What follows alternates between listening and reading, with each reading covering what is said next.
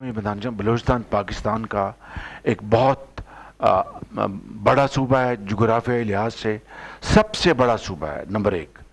Number دو، وہاں پر بڑے غیور بلوچ، پٹھان اور ہمارے جو براوی اور دوسری وہاں پر ٹرائبس وہاں پر رہتے ہیں، سیٹلرز بھی ہیں۔ اور بلوچستان کی پاکستان کے الحاق کے حوالے سے بہت بلوچستان کی کنٹریبیوشن ہے، اور ہم ہمیشہ بڑی قدر کی نظر سے دیکھتے ہیں۔ بلوچستان کے مسائل اور ان کو حل کرنا یہ پاکستان کی ہر گورنمنٹ کا فرض ہے، صوبے کی حکومت کے ساتھ مل کر ان کو، چاہے وہ تعلیم کے مسائل ہیں، چاہے وہ ہیلتھ کے ہیں، ادویات کے ہیں، چاہے وہ انفراسٹرکچر کے ہیں، چاہے وہ سیکیورٹی کے ہیں، ان کو مل کر حل کرنا یہ ہمارا سب کا ملی سیاسی فرض ہے۔ وسائل کی کمی نہیں ہے، it's the will to do, to implement and to create a wonderful environment. تو میں سمجھتا ہوں کہ ہمیں یہ جو آپ نے بات کی ہے، منہج القوم، ہمیں یہ فیصلہ کرنا ہوگا کہ ہمیں اپنے پاؤں پہ کھڑا ہونا ہے تو وسائل پیدا کرنے ہوں گے، اس کے لیے محنت کرنی ہوگی، اور ایک ویژن بنا کر اس کو لے کے چلیں گے اتحاد اور اتفاق کے ساتھ۔ اگر ڈس یونٹی ہوگی، اگر اختلاف ہوگا اور پولرائزیشن ہوگی، وہ قوم کبھی ترقی نہیں کر سکتی۔ That's my submission to you. انشاءاللہ میرا خیال ہے یہ انشاءاللہ ضرور ہوگا۔ میرا نام ارشد ندیم ہے، میرا تعلق پاکستان پنجاب سے ہے، تحصیل میاں جنواگ گاؤں 101 پندرل۔ تو میں نے اسپورٹس کا آغاز کیا 2012 سے۔ تو 2012 میں آپ نے یوتھ فیسٹیول کروایا تھا، تو وہاں سے میں نے آغاز کیا۔ تو میں نے گیم کا سٹارٹ کیا اپنا جیولن تھرو ایتھلیٹکس میں۔ تو میرے خیال میں اگر اس طرح کے یوتھ فیسٹیول اگر ہمارے پاکستان میں ہوں تو ہماری سپورٹس جو ہے وہ بہت آگے جا سکتی ہے۔ اگر دیکھا جائے تو میری جو اچیومنٹ ہیں، 2015 میں نے وابڈا جوائن کی، تو وہاں سے میرا نیشنل کا آغاز سٹارٹ ہوا۔ تو 2015 سے 23 تک الحمدللہ میں نے پاکستان کا چیمپئن ہوا، اور میں نے 9th دفعہ جو ہے وہ پاکستان کا ریکارڈ بھی بریک کیا ہے۔ اور اس کے ساتھ ساتھ جو سب سے بڑی اچیومنٹ ہے وہ 2015 سے لے کر 23 تک میرے پاس 9th میڈلز ہیں انٹرنیشنل، جس میں میں نے 4th برونز میڈل جیتے ہیں، اور 4th جو میں نے گولڈ جیتے ہیں، جو میں نے گولڈ جیتے ہیں جو میں نے گولڈ جیتے ہیں الحمدللہ اس گیم کا میرا ریکارڈ بھی ہے، جیسے کامن ویلتھ گیمز ہے، ورلڈ اسلامی گیمز ہے، اور اس کے ساتھ ساؤتھ ایشین گیمز ہے، اور امام رضا کپ ہوا ہے، وہ بھی میرا ریکارڈ ہے۔ اور سب سے بڑی جو اچیومنٹ ہے، ابھی حال ہی میں 4 ماہ پہلے ورلڈ ایتھلیٹک چیمپئن شپ ہوئی تھی ہنگری بوڈاپیسٹ میں۔ تو یہ پاکستان کی میں نے تاریخ رقم کی ہے کہ میں نے ورلڈ میں میڈل جیتا ہے، اور اس کے ساتھ ساتھ میں نے ٹوکیو اولمپکس کے لیے بھی ڈائریکٹ کوالیفائی کیا تھا۔ تو میری ریکویسٹ سر آپ سے یہ ہے کہ جیسے میں نے چھوٹے سے گاؤں سے سپورٹس کا آغاز سٹارٹ کیا، تو وہاں پہ 1.5 سال پہلے اناؤنسمنٹ کی تھی اسٹیڈیم کی گراؤنڈ آپ کو ادھر بنا کے دیں گے۔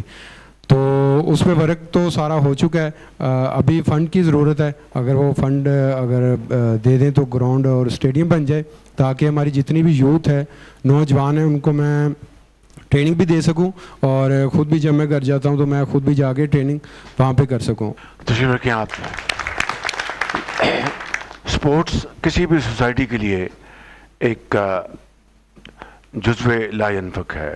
ایک اگر کوئی قوم، سوسائٹی ہیلدی تبھی ہوتی ہے کہ وہاں کے نوجوان نسل، وہاں پر نوجوان بچے بچیاں وہ ہیلدی ہوں، ان کو اچھی خوراک ملے، ان کو کھیل کود کے مواقع ملیں، اور پھر وہ اپنا ٹیلنٹ جو ہے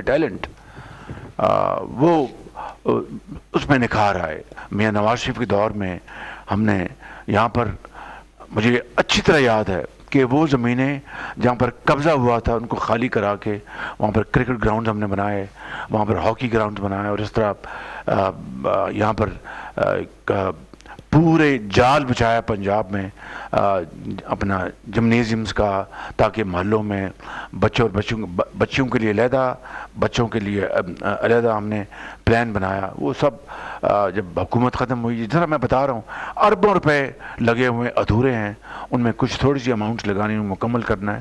بہرحال یہ انشاءاللہ ہوگا. یہ ایک بہت بڑا المیہ ہے اس قوم کا کہ پچھلی حکومت کا کوئی منصوبہ اچھا ہے اس کو بند کر دو جی، ان کا نام چلے گا. یہ اس کے نام کی یا میرے نام کی بات نہیں ہے، پاکستان کے نام کی بات ہے، پاکستان کی عزت کی بات ہے، پاکستان کی ترقی کی بات ہے.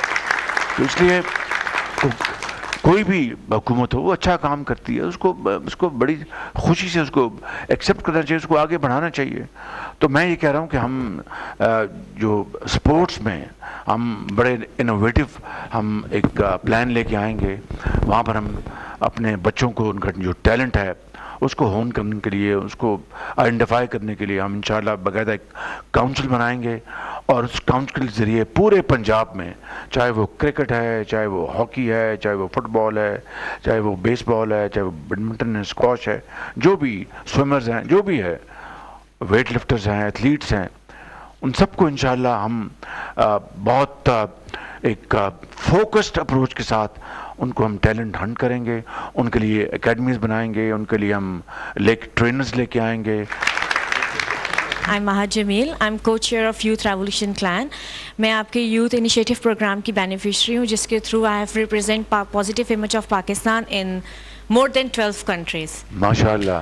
اور ماشاء اللہ. سر میرا آپ سے کویشچن ہے about climate change and urban planning, کہ جس طرح کہ اگر ہم لاہور کے رنگ روڈ سے جاتے ہیں تو جتنا بھی گرین ایریا ہے وہ سب کٹ ڈاؤن ہو کر اس کے اوپر انفراسٹرکچر جو ہے وہ بلڈ کیا جا رہا ہے، اور اس سے اسموک بھی ڈیفینیٹلی اسموک بھی ہو رہی ہے، اور ٹریز بالکل کٹ ڈاؤن کیے جا رہے ہیں. تو جیسے کہ ڈینگی کو اوور کم کرنے کے لیے آپ کی بہترین اگزامپل ہے. تو اگر آپ کو چانس ملتا ہے نیکسٹ گورنمنٹ میں، تو what will be the policy for the urban planning and smoke? یہ بہت اچھا سوال کیا آپ نے. Thank you very much. Very very pertinent question. تشریف رکھیں. میں سمجھتا ہوں کہ climate change has become a very scary challenge. اور now we are sitting in the month of January. کوئی نام کی بارش نہیں ہوئی، پہاڑوں پر بھی، یہاں پر بھی، میدانی علاقوں میں بھی. And this is very very scary situation. اور اس کو سامنے رکھتے ہوئے پھر 2022 میں جو شدید سیلاب آئے تھے، that was again to the force of climate change. تو climate change ایک نیا additional challenge سامنے آ کے ابھرا ہے، and that requires huge financial muscle کہ ہم اپنے زراعت کو اس کو ہم شکل دیں تاکہ کلائمیٹ چینج کے جو چیلنجز ہیں اس کو میٹ کر سکے، and so on so forth. دوسرا جو آپ نے اربن پلاننگ کی بات کی ہے، دل دکھتا ہے کہ انفارچونیٹلی میں آپ کو یہ بالکل بہت افسوس کے ساتھ کہہ رہا ہوں کہ ہماری جو اس وقت ہم جو زمینوں کو براؤن کر رہے ہیں، اور یہ جو ہماری پاکستان کو اللہ تعالیٰ نے اس نعمت سے نوازا ہے کہ بڑی زرخیز زمین ہے، پانی ہے، ہوا ہے، اور ہم فصل حاصل کرتے ہیں. 25 کروڑ عوام کا پیٹ پالتا ہے یہ زمین، یہ ہاری، یہ کسان. اور اس زمین کو ہم براؤن کر رہے ہیں، اور وہاں پر ہم بجائے ہائی رائز بلڈنگز کے ہم اس کو بنا رہے ہیں، ولاز بنا رہے ہیں، اور کیا کچھ بنا رہے ہیں. دس از اسپیلنگ اے ڈیزاسٹر. تو یہ بالکل، اور ہمیں اس اربن پلاننگ کو ریویو کرنا ہوگا اور اپنی زمین کو بچانا ہوگا. اس کو ہم ہینڈز آن اس کو لیں گے، اور اس کا ہم انشاءاللہ ایک بڑا اچھا ہم قوم کے لیے سلوشن لے کے آئیں گے انشاءاللہ. میرا نام ڈاکٹر سعدیہ سلار ہے. آئی ایم ریپرزینٹنگ خواجہ سرا society. It is a community led organisation run by miss Manoor Chaudhry. جو ہم ٹرانسجینڈر کمیونٹی کی ویلفیئر اور رائٹس پہ کام کر رہے ہوتے ہیں. اور میں لائک مشکور ہوں میرا ادارہ بھی اور ہم لوگ بھی کہ سائرہ آپا نے ہمیں موقع دیا کہ میں آج آپ سے بات کر پا رہی ہوں. جی صحیح. جیسا کہ آپ کو پتہ ہے کہ جی کہ ٹرانسجینڈر کمیونٹی ایک وانریبل اور نگلیکٹڈ کمیونٹی ہے. ہمارے لیے جو انیشیٹوز لیے جاتے ہیں نا, ایک تو وہ سسٹینیبل نہیں ہوتے, دوسرا یہ کہ وہ انکلوژن کے بجائے سیگریگیشن پیدا کر رہے ہوتے ہیں, صحیح. چاہے وہ آئی ڈی کارڈز ہوں یا چاہے وہ ٹرانسجینڈر اسکولز ہوں. میرا سوال آپ سے یہ کہ جو آپ کی ایگزسٹنگ انیشیٹوز ہیں اور انشاءاللہ جو آپ ٹرانسجینڈر کمیونٹی فوکسڈ انیشیٹوز لوگے, اس میں آپ سسٹینیبلٹی کو اور انکلوژن کو کس طرح پلاننگ مطلب اور امپلیمنٹیشن اسٹریٹجیز میں انشور کریں گے, کیونکہ because we really want to contribute to the economy. Sir thank you. بہت شکریہ, آپ تشریف رکھیں. مجھے خوشی ہوئی کہ ایک بہت پڑھے لکھے ٹرانسجینڈر سے یہاں پر ملاقات ہوئی اور آپ نے بڑی ایک سینسبل بات کی ہے. It should be inclusive and not exclusive. بالکل آپ ٹھیک کہہ رہے ہیں, اور میں سمجھتا ہوں کہ آپ کی جو کمیونٹی ہے اس کو ایک عزت کے ساتھ وقار کے ساتھ رہنے کا اتنا ہی حق ہے جتنا کہ یہاں پر بیٹھے ہوئے تمام باقی جو یہاں پر پاکستانی بچے اور بیٹیاں بیٹھی ہیں, اور اتنا ہی حق ہے جتنا کہ پاکستان کے اندر کسی اور کمیونٹی کو حق ہے. تو I want to assure you کہ آپ کی جو پروٹیکشن کے لیے, آپ کی جو کمیونٹی کو سپورٹ کرنے کے لیے, ان کو پروڈکٹیو چینلز میں ان کو چینلائز کرنے کے لیے, بالکل ہم نے ماضی میں بھی نواز شریف صاحب نے ٹرانسجینڈر ہوں, ہندو کمیونٹی ہو, منورٹیز ہوں, انہوں نے ہمیشہ ان کے لیے بہت آگے بڑھ کر بطور ایک عظیم پاکستانی لیڈر کے انہوں نے ہمیشہ ان کے لیے اپرچونٹیز مہیا کی.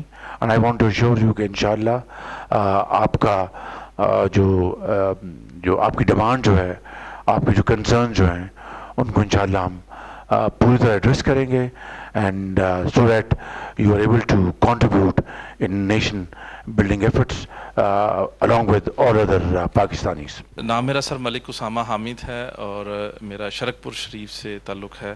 2016 میں سر آپ ہی کے ایک پروجیکٹ چائنیز لینگویج اسکالرشپ کے تحت میں چائنا گیا اور وہاں پہ تعلیم حاصل کی. ہم ٹوٹل 500 اسٹوڈنٹ گئے تھے. جب پاکستان ہم واپس لوٹے تو ہمیں بھی بہت زیادہ امیدیں تھیں کہ ہم یہاں پہ پاکستان واپس آ کے ہم اپنے پاکستان کے ڈفرینٹ اداروں میں اب چائنا اور پاکستان کے جو بائلیٹرل ریلیشن ہیں ویسے بھی جو ریلیشن اس میں ایز اے برج کام کریں گے. لیکن جیسے ہی ہم پاکستان آئے یہاں پہ مینجمنٹ چینج ہو گئی تھی. اب ان کی وجہ سے نہ کہ نیو پروجیکٹس اور سٹارٹ ہوتے, جو کہ ایون پروجیکٹس چل بھی رہے تھے وہ بھی تاخیر کا شکار ہو گئے. اگر انشاءاللہ تعالیٰ اللہ تعالیٰ آپ کو موقع دے 2024 میں انشاءاللہ تعالیٰ اگر دوبارہ آپ کی PLMN کی حکومت آتی ہے تو آپ ایسی کیا اپنے فیوچر انیشیٹو پروگرامز میں اور اسپیشلی سی پیک پروجیکٹ میں آپ ایسی کیا مثبت تبدیلیاں لے کے آئیں گے کہ جو ہم نے جو چائنیز اسکالرشپ اسٹوڈنٹس جو اپنی ہم نے ایک ٹیم بنائی وہ پاکستان کے ڈفرینٹ اداروں میں کام کر سکیں اور اپنی خدمات سر انجام دے سکیں اور پاکستان کی معاشی ترقی میں ہم اپنا کردار ادا کریں. میں نواز شریف صاحب کی لیڈرشپ میں یہاں سے کوئی 600-700 500-600 بچے بھجوائے. جی سر جی سر بالکل ٹھیک کہہ رہے ہیں.